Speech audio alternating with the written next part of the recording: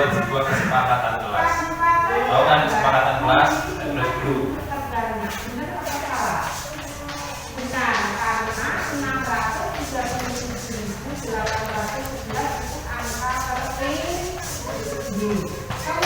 Kesepakatan kelas ini penting untuk kita buat ya, supaya kita belajarnya bisa terarah dan tidak ada yang ramai sendiri, misalnya suka ramai, dan tidak ada yang seenaknya sendiri. Jadi kita harus membuat sebuah kesepakatan kelas. Setuju?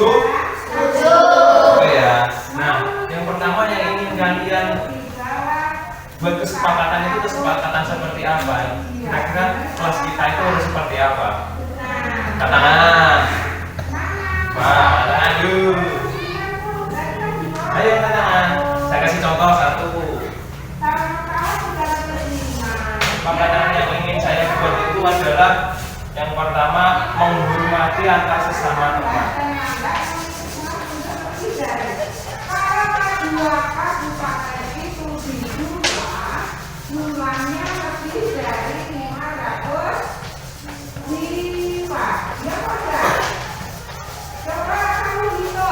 Setuju apa tidak kira-kira? Setuju ya, setuju ya. Iya, penting sekali menghormati antar sesama teman itu kita sepakati bersama di kelas. Karena apa? Supaya kalian itu tidak selalu mengolok-olok teman yang ada di samping. Kalau ada yang mengutarakan pendapat itu kamu harus mendengarkan. Ya, setuju ya semua ya. Kira-kira? Sudah saya kasih contoh. Apa lagi kira-kira? Pak, Mega, tidak boleh mengolok-olok teman. Setuju enggak dengan kesepakatannya dari Mega? Oke, tidak boleh mengolok-olok. Siapa yang diolok-olok?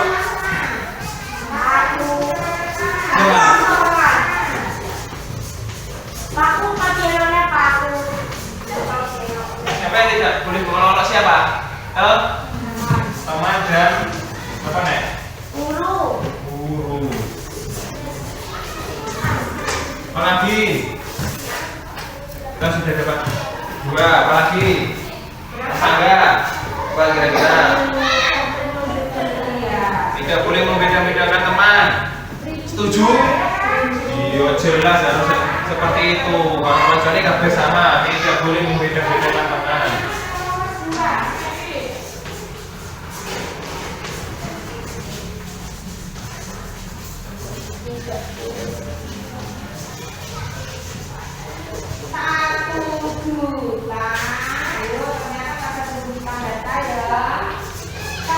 Apalagi kesepakatan apa yang harus kita buat?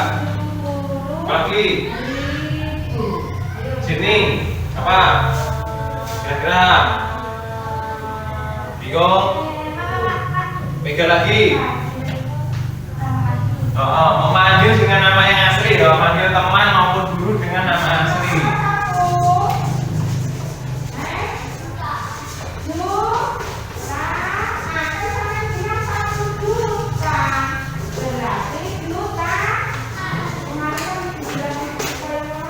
Yuk, kurang apa tidak? Tambah 1 kali lagi biar 5. Apa kira-kira? Oh, apa? Husna, apa kira-kira? Yang lain dulu. Apa? Sabar. Siapa yang sabar? Semuanya ya. Gurunya sabar, siswanya juga sabar. Ditongkang seenak sih guru. Satu lagi, selfie. Tidak boleh membuli. Nah, mengolok-olok teman sama dengan membuli. Apalagi? Apa Angga? Oke, itu yang poin pentingnya, tidak boleh ramai di kelas. Oke ya.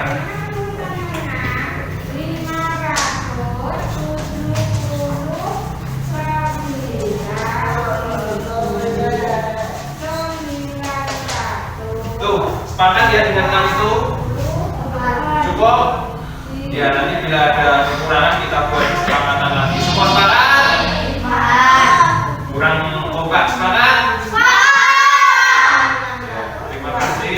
Kita bisa mulai belajar eh, dengan perasaan gembira karena kita juga sudah memiliki kesepakatan kelas dan semua harus mematuhi karena itu kesepakatan dari kamu dan saya. Jadi semua sudah sepakat, jadi itu harus dipatuhi. Terima kasih.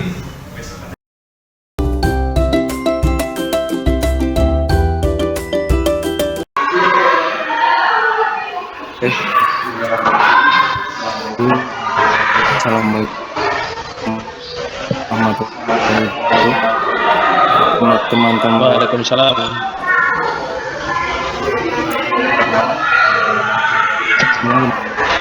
saya hari ini mempresentasikan tentang budaya positif. Ini saya susun untuk memenuhi tugas Jalan Bukit Penggerak Angkatan 5 Kabupaten Trenggalek. Mohon izin saya sekali.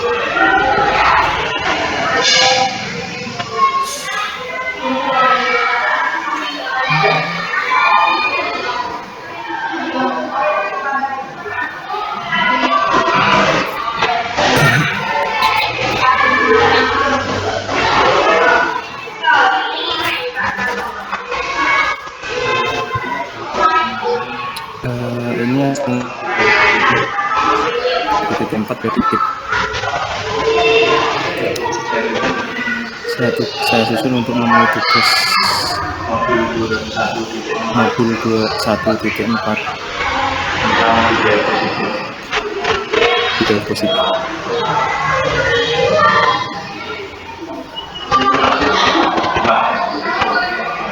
Disiplin positif dimana disiplin untuk dilakukan dengan ketidaknyamanan untuk mencapai kemerdekaan dalam konteks pendidikan saat ini tidak memiliki motivasi internal, maka kita memerlukan pilihan untuk mendisiplin kita. Motivasi eksternal ada motivasi internal. Seseorang yang memiliki disiplin pada dirinya berarti mereka bisa bertanggung jawab terhadap apa yang dilakukannya karena mereka pada nilai kebajikan. Nilai kebajikan yang diyakini, disepakati dan ingin dicapai oleh setiap anak Indonesia akan dengan prinsip Pancasila. Inilah yang nantinya akan mewujudkan disiplin positif di sekolah kita. Tujuan mulia dari penerapan disiplin positif ini adalah agar berbentuk murid-murid karakter disiplin, saking jujur, peduli, tanggung jawab dan merupakan belajar sepanjang hari sesuai dengan standar kompetensi yang diharapkan. Tentang disiplin positif. Untuk teman yang belum bisa gabung, mohon maaf karena sinyalnya agak bagus. Yang berikutnya adalah teori kontrol.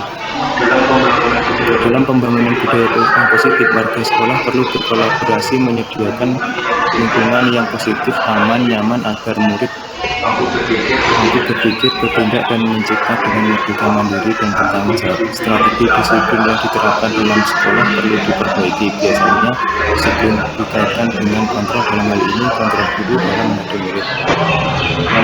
Menurut Dr. William Bosset, dalam teori kontrol meluruskan beberapa miskonsepsi tentang kontrol. Ilusi guru untuk mengontrol murid, kita tidak memaksa murid untuk bereksekusi kalau murid tersebut memilih untuk tidak melakukan.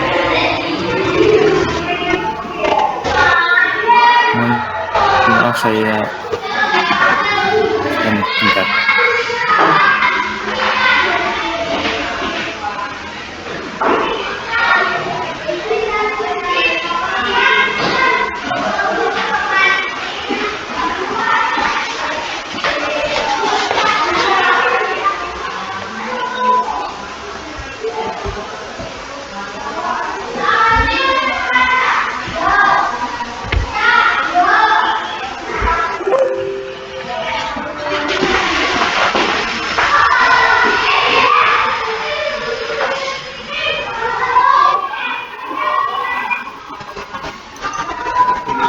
Ilusi guru mengontrol murid, kita dapat memaksa murid untuk berbuat sesuatu jika murid tersebut memilih untuk tidak melakukannya. Ilusi bahwa semua penguatan positif efektif dan bermanfaat dalam jangka waktu tertentu, kemungkinan murid tersebut akan menyadarinya dan mencoba untuk menolak dan kita besar. Jadi murid tersebut menjadi tergantung pada pendapat. Terakhir adalah ilusi bahwa seorang dewasa memiliki hak untuk memaksa. Hanya orang dewasa yang percaya bahwa mereka memiliki tanggung jawab untuk murid-murid berbuat hal tertentu. Pada saat itu pula orang dewasa akan menghargai hati mereka tidak akan efektif untuk menjaga waktu panjang. Itu adalah lanjutan tentang teori kontrol.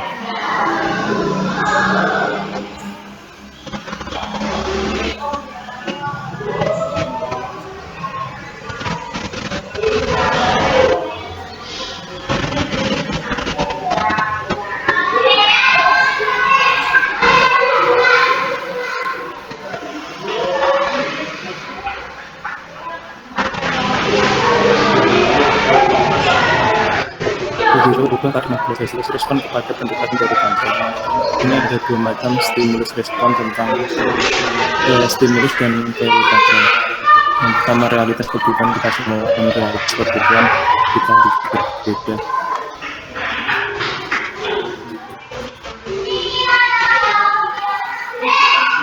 Motivasi perilaku manusia. Kita melakukan sesuatu terkadang karena adanya dorongan dari lingkungan, atau yang terkadang juga kita melakukan sesuatu karena kita menghindari terkadang kita melakukan sesuatu itu mendapatkan ini ada pendapat Danielson dalam bukunya disebut mengatakan ada tiga motivasi perilaku manusia. Yang pertama untuk menghindari ketidaknyamanan, terus untuk mendapatkan imbalan, dan yang terakhir adalah untuk menjadi orang yang mereka inginkan. Lanjut, hukum konsekuensi dan restitusi. Hukuman, konsekuensi, dan restitusi dalam menjalankan peraturan atau keyakinan kelas sekolah. Bila mana ada suatu pelanggaran, tentunya suatu harus terjadi. Itu kita perlu meninjau ulang tentang penegakan peraturan atau keyakinan kelas sekolah kita sampaikan. Pelanggaran atau konsekuensi, padahal ada proses yang lebih sesuai untuk program disiplin positif itu restitusi. Hukuman bersifat tidak terencana tiba-tiba. Anak atau murid tidak tahu apa yang akan terjadi dan tidak dilibatkan. Hukuman bersifat satu arah dari pihak guru yang memberikan, dan murid hanya menerima suatu hukuman tanpa melalui suatu kesepakatan atau pengarahan dari pihak guru, baik sebelum atau sesudahnya. Hukuman yang diberikan bisa berupa fisik maupun psikis. Murid anak disakiti oleh tutoran atau kata-kata. Disiplin dapat berkonsekuensi, sudah berencana ataupun sudah disepakati, sudah dibahas dan disetujui oleh murid-murid guru. Umumnya bentuk-bentuk konsekuensi dibuat oleh pihak guru sekolah dan mudah diketahui oleh terima bila ada pelanggaran. Pada konsekuensi, murid tetap dibuat tidak nyaman, jam waktu pendek. Konsekuensi biasanya diberikan berdasarkan setelah tugasnya tidak diselesaikan. Dan selanjutnya, lanjutan hukuman, konsekuensi, dan restitusi.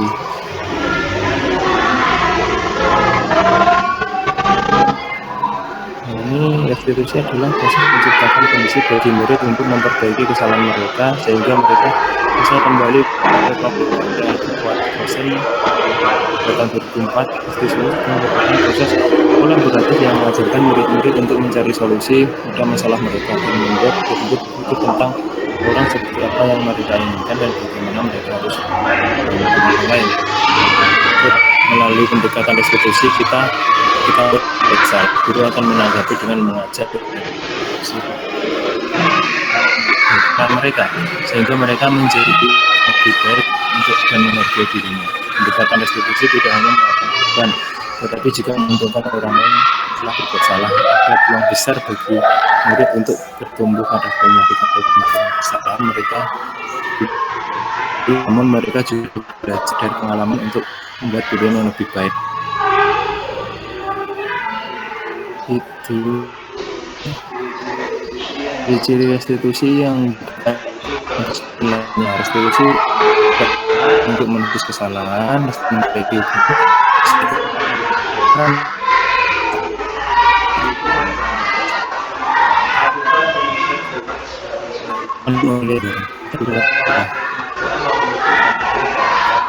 baik penghargaan maupun perilaku seseorang yang menghancurkan potensi untuk membelajarkan yang sesungguhnya menurut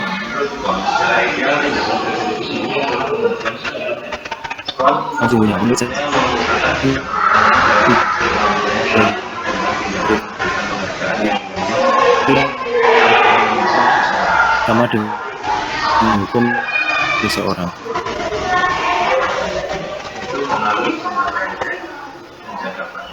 Itu pengaruh jangka pendek, terus penghargaan tidak efektif,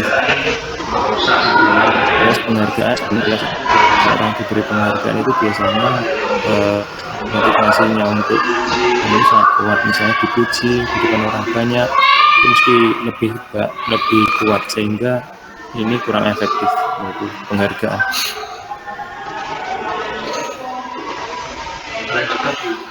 Lanjutan dihukum oleh penghargaan.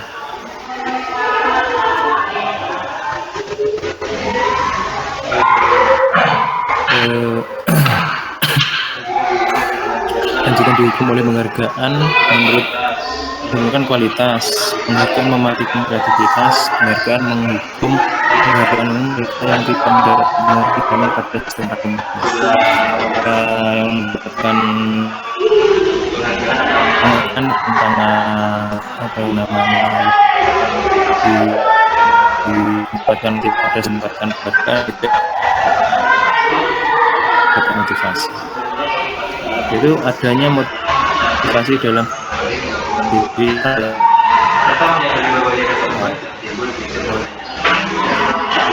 serta jangan timbul becer mau jaringan harus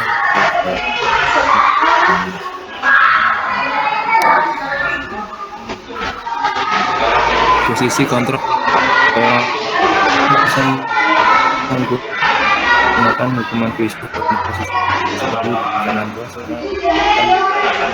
sistem atau alat murid yang dipercaya pada posisi ini sebenarnya guru lembut membuat rasa bersalah akan menggunakan keheningan yang membuat orang lain tidak terasa aman. Terus teman guru pada posisi ini tidak akan menyakiti murid, namun akan tetap baik. Posisi teman pada guru bisa negatif ataupun positif. Jadi di posisi teman menggunakan hubungan baik dan kuat. Sebagai pemantau berarti mengawasi. Ini kita mengawasi tanggung jawab atas perilaku orang yang kita awasi. Posisi di mana guru berbuat sesuatu bersama dengan murid, mempersilahkan murid untuk memperbaiki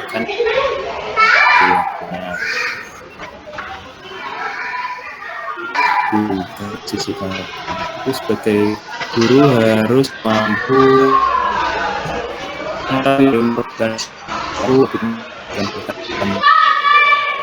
yang bersifat fisik, hanya kesehatan rumah dan makan, kasih sayang dan rasa diterima, kebutuhan untuk diterima, kebutuhan untuk disayangi dan diterima meliputi kebutuhan akan hubungan koneksi sosial untuk diri dan kasih sayang kebebasan di sekolah, penguasaan kebutuhan pengakuan atas kemampuan. Kebutuhan ini berhubungan dengan kekuatan untuk mencapai sesuatu, menjadi kompeten, menjadi terampil, diakui atas prestasi, keterampilan kita didengarkan dan memberi rasa diri. Kebebasan, kebutuhan keahlian, bukan komitmen, memiliki pilihan dan mampu melakukan hidup secara bersenang. Kebutuhan untuk mencari kesenangan bermain di atas kita. Untuk apa namanya menyukseskan tentang budaya positif kita perlu membuat adanya keyakinan puas. Nilai-nilai keselamatan atau kesehatan kita sebagai suatu keyakinan itu nilai-nilai kebajikan universal yang sepakati tersirat dan dari latar belakang bersama. Ini adalah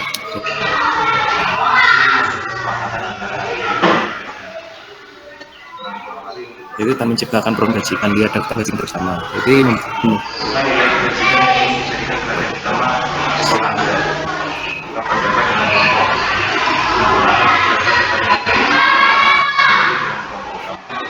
ketika nilai dijadikan kurang pendapat bahwa mutlak atau dosa atas keyakinan sekolah di kelas. Pembentukan keyakinan sekolah yaitu keyakinan kelas bersifat abstrak daripada keyakinan perinci dan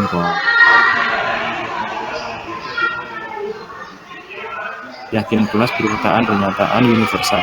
Pernyataan keyakinan senantiasa juga dalam konsep kelas.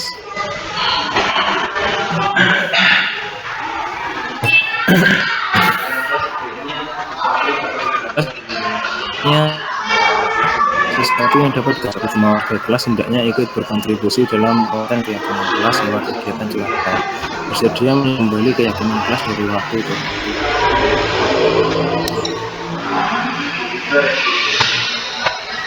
Segitiga restitusi.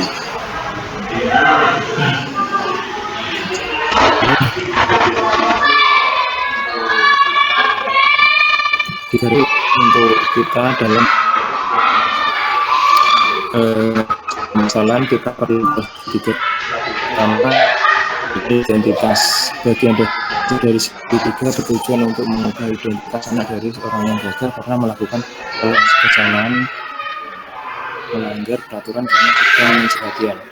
Adalah anak yang sedang mengalami kegagalan coba untuk memenuhi kebutuhan dasarnya, namun ada benturan. Kalau kita tidak mengikuti dia, maka kita akan tetap membuat dalam posisi gagal. Kalau kita ingin ia menjadi reflektif, maka kita harus meyakinkan si anak dengan cara yang mengatakan kalimat-kalimat ini. Bersalah itu tidak apa-apa, tidak ada manusia yang sempurna. Saya juga pernah melakukan kesalahan seperti itu. Itu adalah tahapan menstabilkan identitas. Yang berikutnya adalah validasi tindakan yang salah. Setiap tindakan kita lakukan dengan suatu tujuan, yaitu mempengaruhi kebutuhan dasar. Kalau kita memahami kebutuhan dasar apa bisa disebutkan, kita akan menemukan cara-cara yang paling efektif untuk memenuhi kebutuhan tersebut. Biasanya guru menyuruh anak untuk menunjukkan sikap yang tidak baik. Tapi teori kontrol menyatakan bahwa resep itu tidak manjur. Mungkin tindakan guru akan memvalidasi sikap yang tidak baik seperti bertentangan dengan ajaran. Seperti yang telah diceritakan di awal tadi tentang 5 kebutuhan dasar manusia, itu perlu diketahui oleh guru untuk dapat membuat sebuah segitiga restitusi dalam memecahkan sebuah masalah. Yang berikutnya adalah menanyakan keyakinan self-belief. Teori kontrol menyatakan bahwa kita pada dasarnya termotivasi secara internal ketika identitas sukses telah tercapai. Langkah pertama dan tingkah laku yang salah telah divalidasi. Langkah kedua, maka anak akan siap untuk diunggulkan dengan nilai-nilai yang dia percaya dan berpindah menjadi orang yang dia inginkan. Itu adalah tahapan segitiga restitusi.